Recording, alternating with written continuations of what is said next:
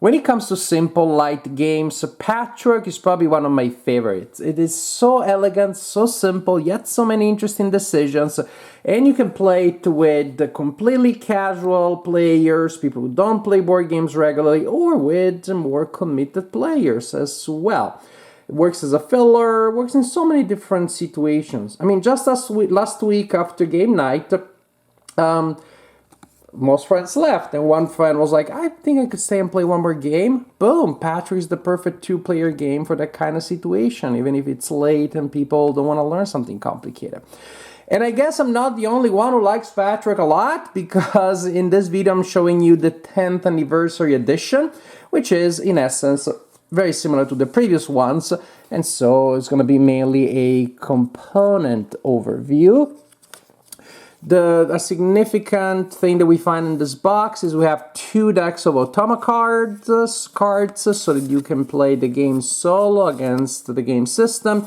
I haven't played them, I haven't tried this method simply because the game is so simple, so elegant. To me, it's a quintessential 2-player game, and I never felt the need to play it solo.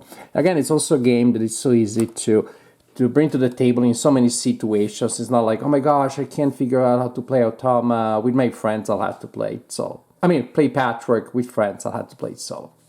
But if you want to play Patchwork solo, now you have those decks of cards there. The game is, again, the one that we already know. You're gonna have a ring of tiles that you're gonna make around a central board, and you're gonna have a token that indicates which pieces are available for players to collect. The ones that are available are the ones, right, the 3 next to that token there. This is what we have in this edition. And so if it's my turn, I can collect one of those 3 tokens, for example. And suppose I choose that one, then I move the token to that spot, then I take the corresponding tile, and I need to spend a certain number of buttons to acquire that tile, buttons being the currency in this game. I need to advance my time token on this track here by the required amount of time there, 1, 2, 3. And that will trigger certain things, including collecting income. And then finally I get to place my token on my board, creating whatever patterns I want. Of course, once you place them, they're locked there. You cannot change them. They have to look not weird. They have to fit. The usual of tile lane games. And of course, you'll also collect icons representing buttons, and those icons will give you that income when you pass the corresponding icon on the time track. So if I were to pass that icon there right now, I'll be collecting 1, 2, 3 buttons as my income. You're trying to cover as many spaces on the board as possible. You're trying to create a 7x7 square, all full of quilt tiles, because the first player to complete a 7x7 square scores 7 points, or takes this tile, which will be worth 7 points.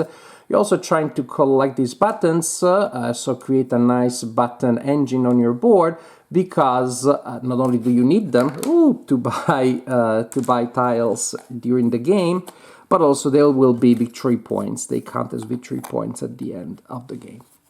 So this is the general idea. You continue to play until you basically have exhausted all of the tiles that go around here, or until players cannot place anymore, or I should say, actually, I don't know why I went of course, until both players have reached the end of the time track. I don't know what I was thinking. This is what triggers the end of the game. At that point, you score points. Again, buttons that you collected and that you still have at the end of the game are worth a point each. This tile is worth 7. Squares that are still showing on your board are a penalty of -2, so that's pretty significant. And when you do all that math at the end of the game, the player with the highest total wins the game.